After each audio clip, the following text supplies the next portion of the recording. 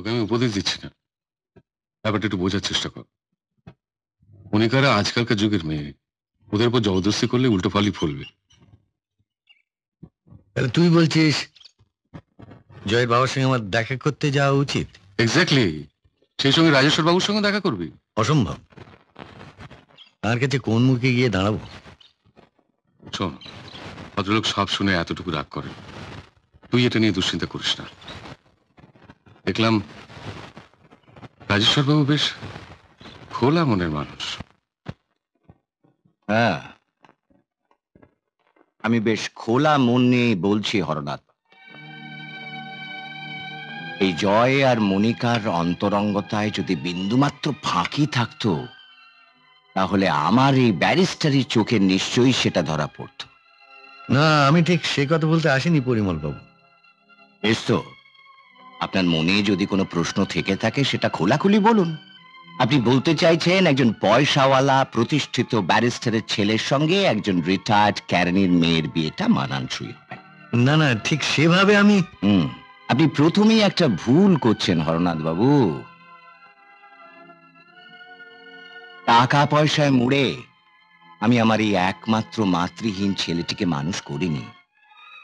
হ্যাঁ, আমার বাড়িতে 3-3টে গাড়ি আছে, কিন্তু ওকে স্কুল কলেজে অন্যান্য ছাত্রের মতনই ট্রামে বাসে যেতে হয়েছে। তাছাড়া সোনার চামচে মুখে দিয়ে আমি ওকে ওকালতি পাশ করাইনি। দস্যুর মতো খেটে আমার জুনিয়র হয়ে ওকে প্র্যাকটিস করতে হচ্ছে। আর তাছাড়া নিকা মাকে আমার ভীষণ পছন্দ হয়েছে। আপনার যদি কোনো আপত্তি না থাকে তাহলে আমি পুত্রবধূ করতে চাই মনিকা মা। না না না, এরপর তো আমার আর কোনো আপত্তি করার প্রশ্নই ওঠে না। আপনাকে কি বলে যে ধন্যবাদ দেব আমি বুঝতে পারছি না। আপনি আমার বুকের থেকে দুশ্চিন্তার পাথরটা নামিয়ে দিলেন। হরনাথ বাবু, আপনি শুধু শুধু দুশ্চিন্তার ভার বইছেন কেন? আর এই সামান্য ব্যাপারে মাপ চাইবারই বা কি আছে? আপনার মেয়ে শিক্ষিতা, সাবালিকা, তার একটা নিজস্ব পছন্দ অপছন্দ থাকবে বই কি। বাবা, আয় আয়, আমার মেয়ে মুক্তা এবছরই বিয়ে পাশ করলো। তিনি আমার বন্ধু হরনাথ মুখার্জি। প্রণাম করো, প্রণাম করো। থাক থাক মা, থাক, এই যে থাক।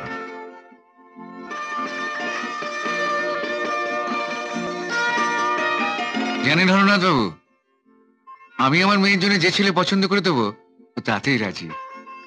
কি মা, তাই তো? বাবা তোমরা কথা বলো, আমি তোমাদের জন্য চা করে নিয়ে আসি। যদি অভয় দেন তো একটা কথা বলি রাজেশ্বর বাবু। আরে বসে নির্ভয়ে বলুন। আপনার মুক্তা মাকে যদি আমার মেজ ছেলে লোকনাথের হাতে তুলে দেন তাহলে সেদিনের বেয়াই বলাটা সার্থক হয়। অবশ্য যদি আমার লোকনাথকে আপনার মেয়ের যোগ্য মনে হয় তবেই, কারণ লোকনাথ পড়াশোনা বেশি দূর করতে পারেনি, অশিক্ষিতই বলতে পারেন। দেখুন হরনাথ বাবু, আমি বিজনেসম্যান, মানুষ চিনি। একটা শিক্ষিত মানুষের চেয়ে অশিক্ষিত মানুষের দাম আমার কাছে অনেক বেশি। আমি রাজি, কিন্তু আপনার ছেলে রাজি হবে তো? আমার মেয়ে একটু স্বাধীন চেতা, কিন্তু আমার ছেলেদের ভালো মন্দের ব্যাপারে আমার কথাই শেষ কথা। তাহলে সত্যি আমরা বিয়ে হতে যাচ্ছি? হাই, কি হলো এত চুপচাপ? না এমনি। শোনো জয়, আমার বাড়ি থেকে যদি রাজি না হয় আমরা রেজিস্টার করে বিয়ে করব, এটা তো ভাবনা কি আছে? আছে বাবা, অনেক কিছু ভাববার আছে। আরে কি আছে বলবে তো? তোমার সাথে বিয়ে দিতে আমার বাপি এখন আর রাজি নন। কি? কেন? আমার বাবার জন্য। আমার বাবার জন্যে? হ্যাঁ, আজ সকালে তোমার বাবা আমাদের বাড়িতে এসেছিল। আমার বাবা তোমাদের বাড়িতে গিয়েছিলেন? হ্যাঁ, শুধু জাননি, এই যে বেড়ালের মতো বসে এক প্লেট মিষ্টি সাটালেন না, তারপর আমার আর বাপির ওপর সে কি হম্বি তম্বি। তখনই বুঝলাম যেমনি মেয়ে তার তেমনি বাপ। ও, আর তোমার বাপি বুঝে আমার বাবার হম্বি তুমি মুখ বুঝে সহ্য করে গেলেন? না, বাপি সহ্য করবেন কেন? বাপি একদম সহ্য করেননি, বাপিও খুব ভালো করে তোমার বাবাকে রোগড়ে দিয়েছে। হ্যাঁ, তো কি বললেন উনি আমার বাবাকে? বললেন যে মনিকামাকে আমার খুব ভালো লেগেছে, আপত্তি যদি না থাকে তাহলে আমি মনিকামাকে পুত্রবধূ করতে চাই। ছাড়ো ছাড়ো, শুধু শুধু আমাকে ঘাবড়ে দিয়েছিলে, ছাড়ো বলছি। ছাড়বো ছাড়বো, নিশ্চয়ই ছাড়বো, একদম ছেড়ে দেবো। আগে শ্বশুর বাড়ি নিয়ে যাই, তারপর ঠিক এইভাবে ছেড়ে দেবো। হ্যাঁ,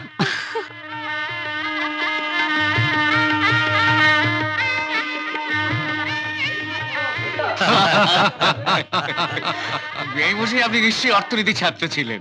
না হলো না হলো না। অর্থনীতিও নয়, উকিল বুদ্ধিও নয়, কিন্তু একই সঙ্গে আপনার ছেলের বউ ভাত আর মেয়ের বিয়ের অনুষ্ঠানটা সেরে ফেলার মতলবটা তো ভালো বার করেছে। একই ঢিলে দুই পাখি কাজ। এটা আপনি ঠিক বলেছেন। অবশ্য আপনি আর রাজেশ্বর বাবু রাজি না হলে হরর পক্ষে জোড়া বিয়ের অনুষ্ঠান করা কখনোই সম্ভব হতো না। সে তো বুঝলাম, কিন্তু মতলবটা নিশ্চয়ই আপনার মাথা থেকে বেরিয়েছে। হ্যাঁ, ঠিক ধরেছে। এই পাকা মাথা থেকে এই বুদ্ধিটা বার হয়েছে, বুঝলেন? কিন্তু হরণবাবু, আপনার নিজের বাড়ি থাকতে হঠাৎ অন্য বাড়ি ভাড়া করে করতে গেলেন কেন? বুঝতেই তো পারছেন, আমার বাড়িটি ছোট তো, স্থান সংকুলন করা। ও, কে আসছে দেখ কমলা। আসুন আসুন রাজেশ্বর বাবু, উপরে চলুন, আমরা ভেতরে হ্যাঁ, যাই। চলুন, হ্যাঁ, চলুন চলুন। গুড ইভিনিং হরনাথ বাবু। আরে মদন, এসো এসো। তুমি যে নিজের থেকে এসেছো, এর জন্য যে আমার কি আনন্দ হচ্ছে আমি বোঝাতে পারবো না। আর আমিও যে কি দুঃখ পেলুম তা আপনাকে বোঝাতে পারবো না। কেন দুঃখ কেন? আপনি তো ওস্তাদ খেলোয়াড়, যাকে বলা এবারে বাইচুং ভুটিয়া। মানে আমি কোথায় ভাবলাম সোজাসুজি ফ্রি কিক মেরে একটার পর একটা গোল করে যাব, তার আগে আপনি এমন ব্যাক বলই ঝাড়লেন যে পরপর দুটো গোল। ও হো হো, মানে ছেলের বিয়ে আর মেয়ের বিয়ে একই সঙ্গে হয়ে গেল এই বলছো তো? হ্যাঁ, তা ভগবানের করুণায় ছেলের বিয়ে মেয়ের বিয়ে একসঙ্গেই সম্পন্ন করতে পারলাম। হ্যাঁ, আপনি তো পারলেন, আর আমার যে এদিকে 12টা বেজে গেল। ও বুঝতে পেরেছি বুঝতে পেরেছি।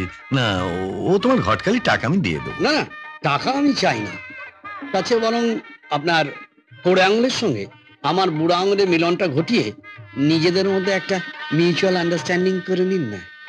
তোমার হেয়ালি তো আমি বুঝতে পারছি না। বুঝিয়ে দিচ্ছি। গেঁড়ির মা,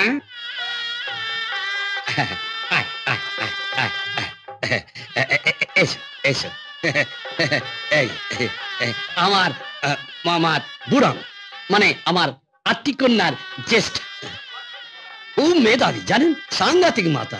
ওই জন্য প্রত্যেক ক্লাসে একবার করে ফেল করার জন্য স্কুল থেকে ছুটি দিয়ে দিয়েছে। তাই এবার আমি ঠিক করে এসেছি যে আপনার কোড়ে আঙুল, মানে ওই কনিষ্ঠ পুত্র বিদ্যাসাগরের সঙ্গে যদি আমার এই গেঁড়ির বিবাহটা দিয়ে দেওয়া যায়, তাহলে দেখবেন বিয়ের পরে ওরা একসঙ্গে বিয়ে পাশ করে গেছে। রক্ষা করো রক্ষা করো। মদন, হ্যাঁ আগে তুমি কি চাও আমরা দুজনেই শ্রীঘরে বসবাস করি?